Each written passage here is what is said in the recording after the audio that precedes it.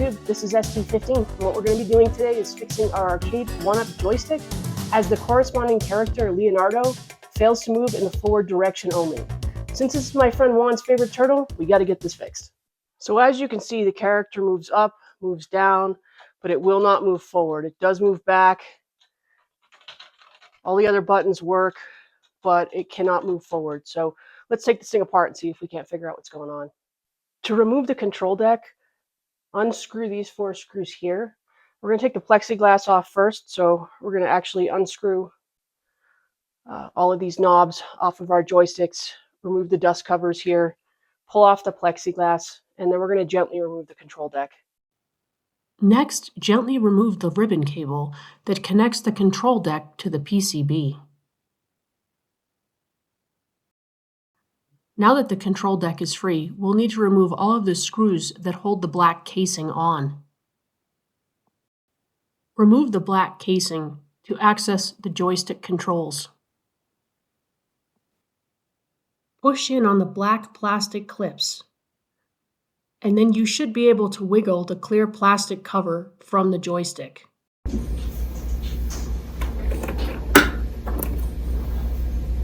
There are several things that can go wrong with these joysticks. First of all, if it hasn't been used in a while, there might be some corrosion, and you can free that up by simply manipulating the joystick. And you can also try, so just manipulating the joystick, you can also try some electronics cleaner. Blast away in there. Try and clean that up. I'll put a link in the description to the electronics cleaner we're using here. So listen for the click. If you don't hear that click, that's definitely a problem. Another thing to examine is these switches. If these are loose or they've come unseated, they just kind of pop up like that. If these are loose or they're not seated correctly, that's the problem. So you want to make sure these are all seated correctly. Push down on them to ensure that they are indeed seated correctly here. So another thing to check is to make sure that the wires that go from these switches around to the encoder board, that these are all seated correctly. So I happen to know that this is the switch that we were having difficulty with, and these are black wires here. So I kind of undid this at one point and followed it around, and I know that it goes right here. So you just want to push down on these to make sure these are completely seated. So check all of them. It can't hurt to make sure these are all completely down. Now, if the joystick feels mushy, that's probably an issue with the spring. There's a spring inside here. You can actually pull this little top piece off, and you can see that there is a spring inside this joystick. So if you're having issue with joystick responsiveness, you can try replacing that spring and use a spring that has more pounds of pressure.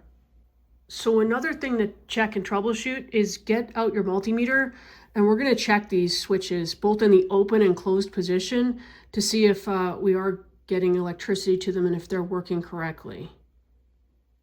So you could test them when they're closed, and you can also test them in the open position as well. And then you're going to want to compare. If you have one that's not working, test that, and then test the others as well to make sure that our readings are consistent. Now, if you're testing this and you're just getting nothing, then this switch is the problem. So if you have one or more of these switches that are faulty, you have a couple options. You can replace the switches. That's going to involve some soldering, and that's probably the cheaper option.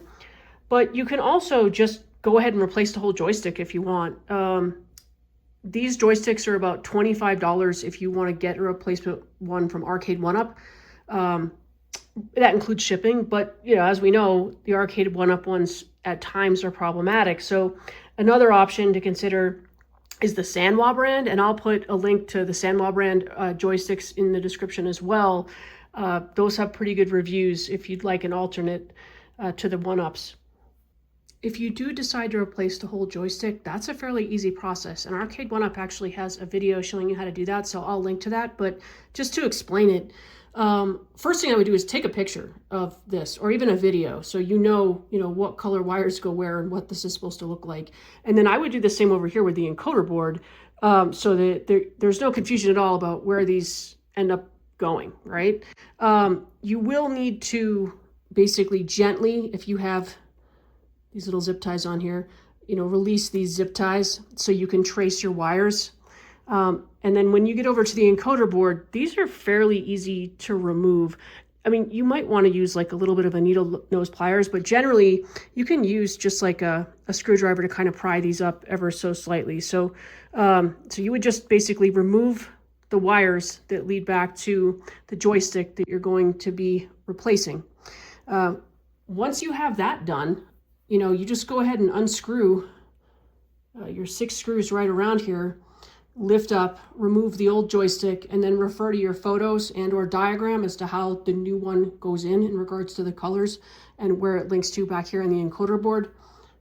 Install that and then put everything back together and you're good to go.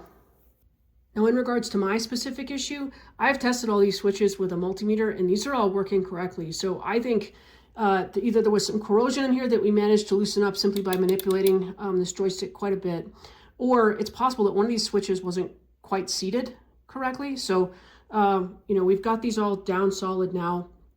So I'm gonna go ahead and put this back together and test it and see if it'll work. So we've replaced this plastic housing. The next thing we're gonna do is put the plastic case on the back. Now that we've replaced our black casing, it's time to take this back over to the Turtles machine and to reconnect our ribbon cable. Replace your plexiglass, 4 screws, dust covers, and knobs. Finally, let's see after reconnecting the power if we've got this fixed.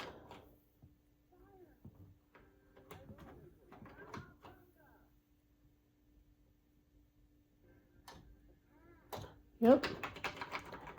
Looks like we're pretty fortunate and our joystick works in all directions now, that our problem was probably related to just needing cleaner and pushing those control switches back down into their original locations.